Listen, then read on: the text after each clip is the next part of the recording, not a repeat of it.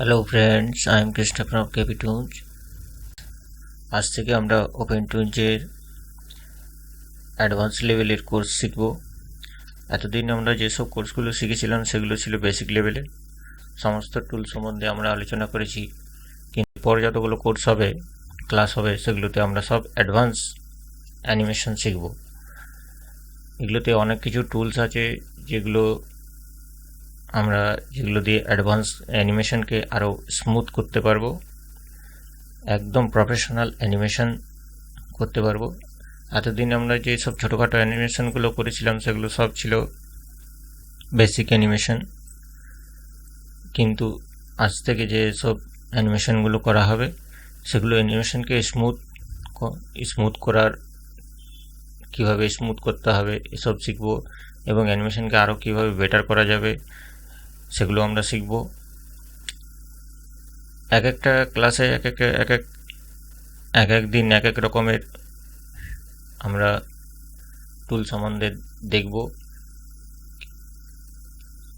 এবং সেগুলো শিখব।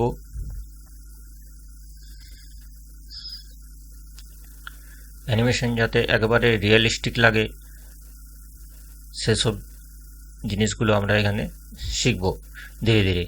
এবার আমাদের যতগুলোই ক্লাস হবে সেগুলো সব অ্যাডভান্স লেভেলের ক্লাস হবে, আর সেগুলোতে আমরা সব অ্যানিমেশনের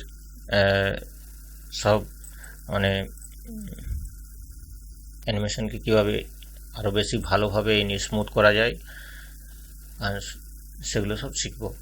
তাহলে আমরা OpenToonz সফটওয়্যারটি ওপেন করে নিচ্ছি প্রথমে।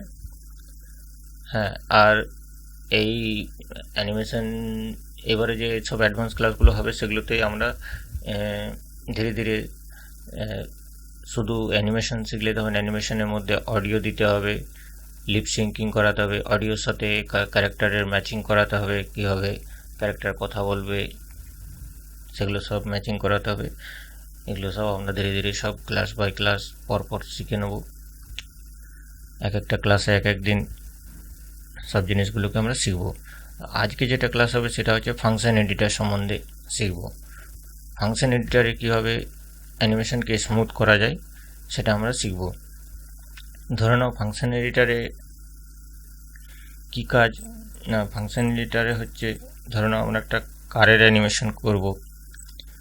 তো কারের অ্যানিমেশন করতে গেলে প্রথমে তো কারটা আমরা যদি বেসিক অ্যানিমেশন করে দিই তাহলে কারের অ্যানিমেশনটা কেমন লাগবে, যে প্রথম থেকে স্টার্টিং থেকে শেষ অবধি কারের স্পিডটা একই রকমের থাকবে।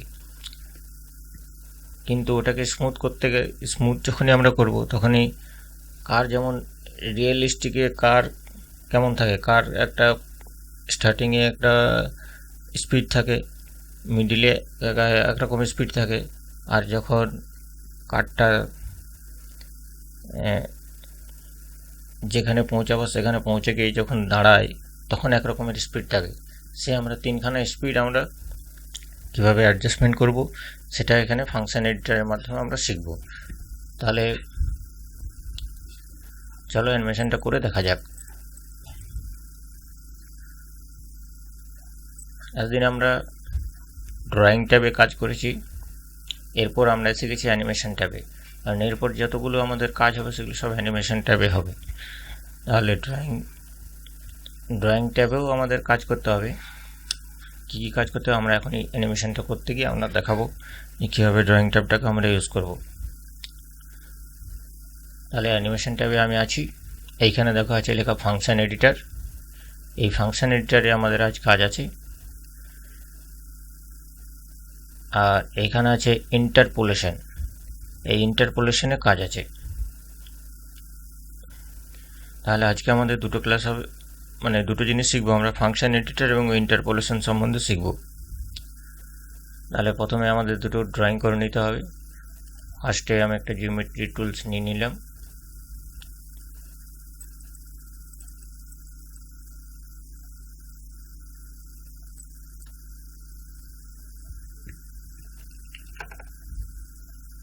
এটাকে একটু বাড়িয়ে নিই।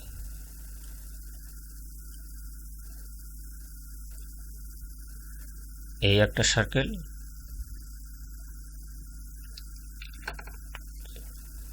সরি, ফার্স্টে আমাদের লেভেল ঠিক করে নিতে হবে। এই নিউ ভেক্টর লেভেল চুজ করে নিলাম, কলম 1 এ নিউ ভেক্টর লেভেল চলে এলো। এবার আমরা একটা সার্কেল ড্র করে নিলাম, আবার একটা লেভেল চুজ করে নিলাম, নিউ ভেক্টর লেভেল 2 হয়ে গেল। এই দুটো কলমে দুটো ভেক্টর লেভেল চলে এসছে। কলম 2 আমরা একটা সার্কেল করে নিলাম। এবারে দুটোতে কালার ফিল করতে হবে। তো কালার ফিল করার অপশন আমরা এখানে পাবো না, এটার জন্য আমাদেরকে আবার ড্রয়িং ট্যাবে ফিরে যেতে হবে। ড্রয়িং ট্যাবে ফিরে গেলাম। এবার আমরা এখানে দেখানো কলম 2 এখন আমরা আছি, নিচে এখন কলমগুলো দেখা যাচ্ছে। কলম 2 এখন আমরা আছি। এটা কালার চুজ করে নিচ্ছি, ফিল টুল নিলাম, কলম 2 আছি, তাহলে কলম 2 এর এটাতে ফিল হবে।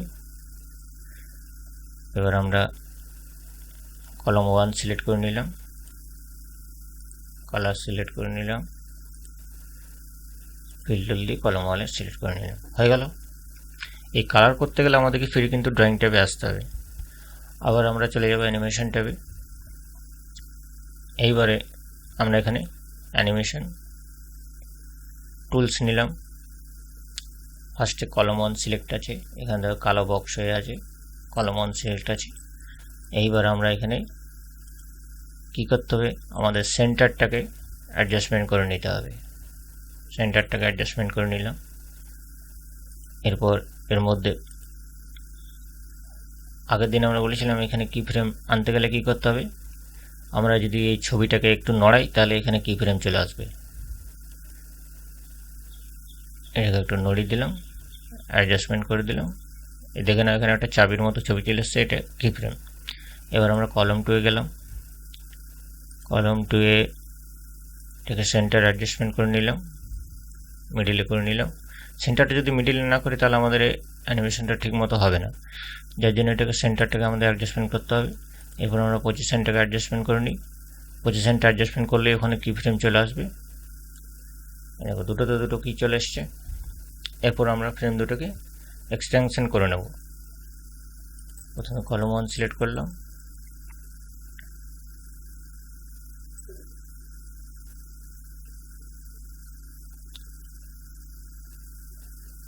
এটা 100 ফ্রেম পর্যন্ত এক্সটেনশন করে নিলাম। এরপর কলম 2 সিলেক্ট করলাম। এই অ্যানিমেশনগুলো আমরা আগে শিখেছি বেসিক অ্যানিমেশনে। কলম 2 100 ফ্রেম পর্যন্ত এক্সটেনশন করে নিলাম। এইবার কলম 1 সিলেক্ট করলাম, এখানে লাস্টে কিন্তু কি ফ্রেম নেই, এখন কিন্তু অ্যানিমেশনটা কমপ্লিট হয়নি। তাহলে এখানে কি ফ্রেম আনতে হবে, তবে অ্যানিমেশনটা কমপ্লিট হয়ে যাবে। তাহলে এখন আমাদের কি পজিশন সিলেক্ট করা আছে, অ্যানিমেশন টুলস সিলেক্ট করা আছে, পজিশন সিলেক্ট করা আছে, কলম 1 সিলেক্ট করেছি। এবার কলম 1 এটাকে আমরা অ্যানিমেশন করে নিয়ে গেলাম এখানে। ধরে নাও এটা একটা কার, ঠিক আছে। এই সার্কেলটা একটা কার ধরে নাও, কারের স্পিডটাকে তোমরা লক্ষ্য করবে।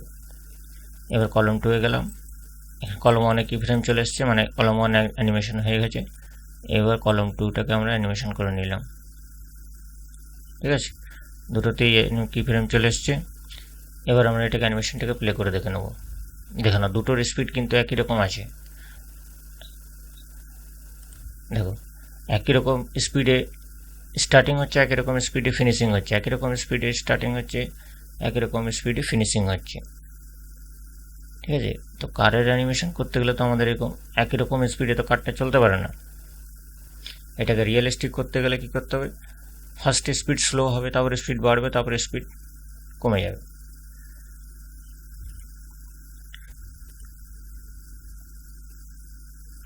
তাহলে আমরা এবারে এটাকে আমরা অ্যাডজাস্টমেন্ট করব ফাংশন এডিটর এবং ইন্টারপোলেশন দিয়ে। ফার্স্টে কিন্তু কলম 2টাকে আমরা যেমন স্পিড আছে আমরা ওই স্পিডে রাখবো, যাতে তোমরা ডিফারেন্সটা বুঝতে পারো। এবার আমরা কলম 1 সিলেক্ট করলাম, এখানে কি আছে, ইন্টারপোলেশন আছে। এবার কি করতে হবে, এইখানে দেখো নিচে কতগুলো এসছে, এইখানে দেখো কলম 1 লেখা আছে, ফোল্ডার এসে গেছে, এখানে কলম 1 লেখা আছে, কলম 1 সিলেক্ট করে নিলাম। দেখো কলম 1 এর পুরো ডেটাটা এখানে চলে এসছে, কীভাবে অ্যানিমেশনটা হবে সে হিসাবগুলো চলে এসছে। ঠিক আছে, আমরা এক্স বক্সটাকে সিলেক্ট করে নেব, করে নিই এখানে 1 to 100 ফ্রেম চলে এসছে। এইবার আমরা এখানে animation is in is out percentage আছে, এটাকে সিলেক্ট করে নেব। এটাতে আমরা নিজের মতো করে স্পিড চুজ করতে পারি। এখানে ধরে নাও দিয়ে দিলাম 40%, এন্টার দাবলে এই পার্সেন্ট চলে আসবে। এটাকে দিয়ে দিলাম 30%, মানে স্টার্টিংয়ে 40% থাকবে, লাস্টে 30% হবে। এবার অ্যাপ্লাই করে দিলাম। এবার আমরা অ্যানিমেশনটা প্লে করব। দেখো স্টার্টিংয়ে স্পিড কম, মাঝখানে বেশি, আবার লাস্টে গিয়ে স্লো হয়ে গেল।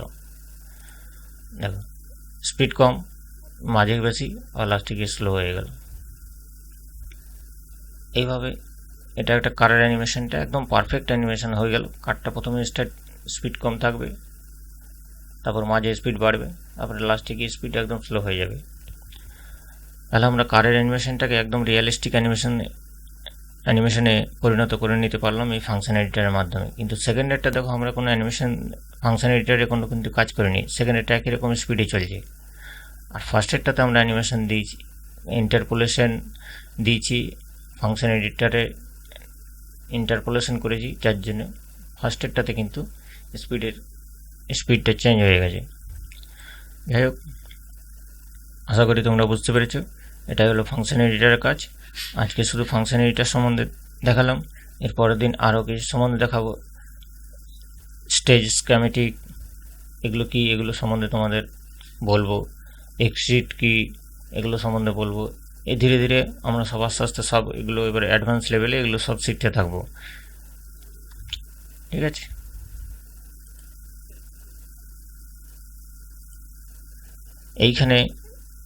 এইখানে যদি তুমি এইখানে নিজের মতো করে ডেটা ফিটও করে নিতে পারো। এখানে যে নাম্বারগুলো আছে এগুলো তুমি সিলেক্ট করলে, তুমি নাম্বারটা চেঞ্জ করে দিলে, হ্যাঁ, তোমার নিজের মতো করে তুমি স্পিড কম বেশি করে নিতে নিজের মতো করে নাম্বার সেট করে নিলেই এখানে যে কোনো নাম্বার এখানে সেট করবে সেরকমভাবে এটা অ্যানিমেশন হতে থাকবে। এটা তোমরা নিজেরা প্র্যাকটিস করো এবং এখানে নিজের মতো করে নাম্বার সেট করে নিজেরা প্র্যাকটিস করতে থাকো। আমি তোমাদের সিস্টেম দেখিয়ে দিলাম, তোমাদের একবারে নিজেকে একটু প্র্যাকটিস করতে হবে, তাহলে তোমরা এটা ভালোভাবে শিখতে পারবে। আমি যদি সব এক একটা করে নাম্বার চেঞ্জ করে করে দেখাতে থাকি তাহলে ভিডিও অনেক বড় হয়ে যাবে, তোমাদেরও দেখার এনার্জি থাকবে না।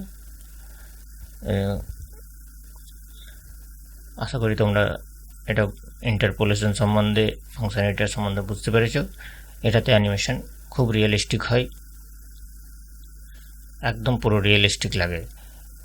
তাহলে আজকে এই পর্যন্তই, দেখা হবে নেক্সট ক্লাসে পরের দিন।